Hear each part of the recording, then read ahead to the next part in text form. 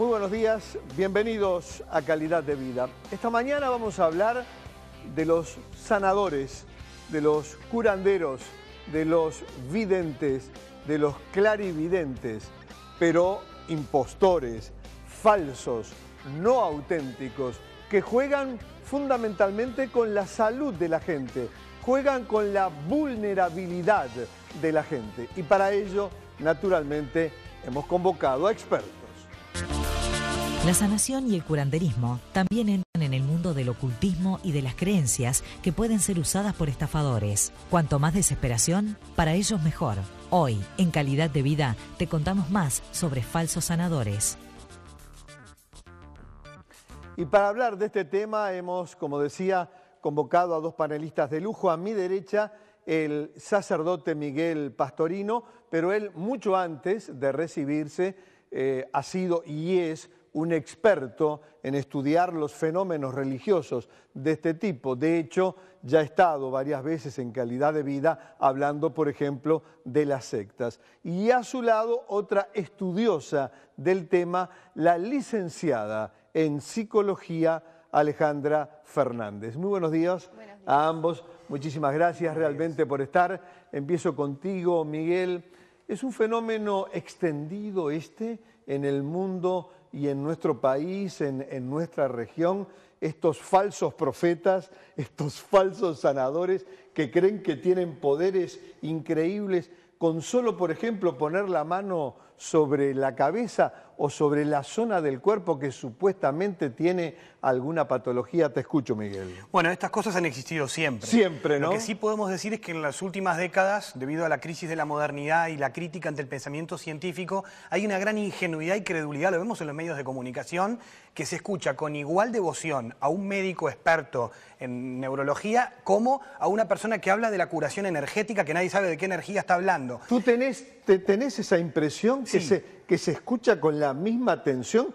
Porque a mí realmente me desilusiona, porque acá vienen todas las mañanas, grado 5, los referentes de cada una de las especialidades, oncólogos, neurólogos, neumólogos, endocrinólogos, y que la gente le pueda prestar la misma atención a una presencia realmente respetadísima en el medio, en el colegio médico, que a uno de estos truchos sanadores realmente es desilusionante. Sí, tiene que ver también con la pérdida del pensamiento crítico y también con el pensamiento mágico que ha ido creciendo en la cultura. Un caso concreto, fíjate que hay documentales hoy que hablan, por ejemplo, de alienígenas ancestrales en History Channel. Por ejemplo, vos decís, bueno, ¿desde cuándo es científico la existencia de los extraterrestres? No hay ninguna evidencia. Sin embargo, tú tenés programas tipo documental científico de cosas pseudocientíficas. Lo mismo pasa entonces con temas médicos, en documentales, pasa con temas religiosos, pasa con temas históricos, donde vos viste un documental y resulta que es un montaje pseudohistórico, donde ya no distinguís la ciencia ficción de la realidad. Y esa pérdida de sentido crítico deja a la inmensa mayoría de la población, de alguna manera también en una situación de vulnerabilidad ante creer lo que me presentan. Y esa es una gran dificultad, eso es un tema, ¿no? A eso además hay que agregarle también que hoy se presenta también en un lenguaje pseudocientífico cosas que antes se mantenían dentro del ámbito religioso. Por ejemplo, hoy de repente se te habla de cuestiones religiosas en lenguaje, por ejemplo, terapia con ángeles. ¿Desde cuándo los ángeles hacen terapia? No me había enterado. Pero de todas maneras, se va mezclando el lenguaje y parece científico lo que en realidad es una cosa espiritual. Y la frontera entre lo religioso, la ciencia, la terapia, la curación, está tan poco clara. Sí. En la literatura, en los libros de autoayuda, cuánta cosa extrañísima en los libros de autoayuda con poca base científica y demás, están presentados como cosas médicas. Basta ir a una librería. Entonces yo creo que el problema es cultural, que es tal vez el caldo de cultivo a que esto crezca mucho más que en otros tiempos. Muy bien, voy a volver contigo, Miguel, licenciada. Seguramente estos falsos sanadores, estos falsos gurúes, explotan mucho la vulnerabilidad de la gente y de ciertos sectores, ¿no es así, Alejandra? Sí, sí, sí. Ciertos sectores y más que nada cierto tipo de personalidad también.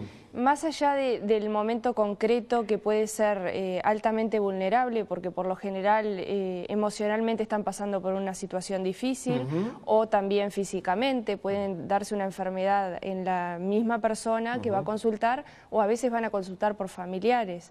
Esa vulnerabilidad afectiva hace que también tenga una tendencia a escuchar otras campanas, digamos, más allá de lo que es lo oficial o lo médico o lo científico.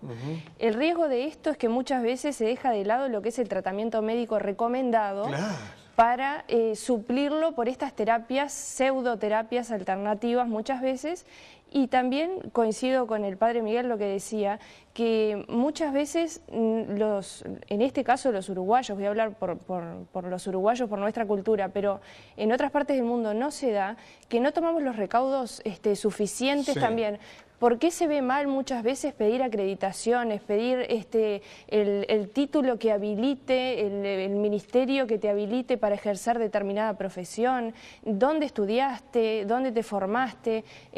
A veces van hasta lugares que son, lo ves y no tienen ni una infraestructura adecuada para atender ninguna clase de paciente, ningún tipo de terapia. Por ejemplo, Alejandra, eso incluso, tú hablabas de otros países, en Argentina se le exige a los médicos, ya no estamos hablando de sanadores, estamos hablando de los profesionales de la salud, que cuando se presentan en los medios o hacen publicidad, tienen que poner registro y el número, para que la población no tenga ninguna duda que está consultando o quien está hablando es un profesional recibido en la facultad. Exactamente. Bueno, y también, además, la personalidad previa del paciente que va, ya dijimos de la vulnerabilidad que puede estar pasando por la situación. Si son personas que son influenciables, que tienen baja autoestima, que por lo general siempre usaron bastones afectivos en otros donde apoyarse, van a tener más tendencia a buscar esto.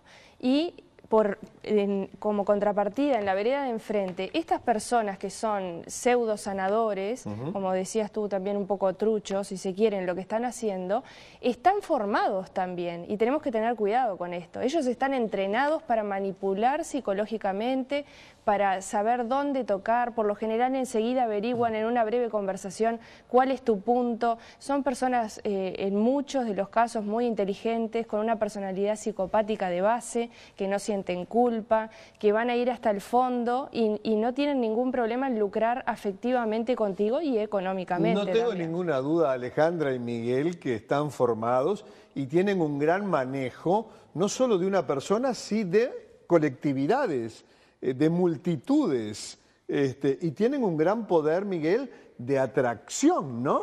Bueno, y tiene que ver también con la capacidad del contacto con la gente.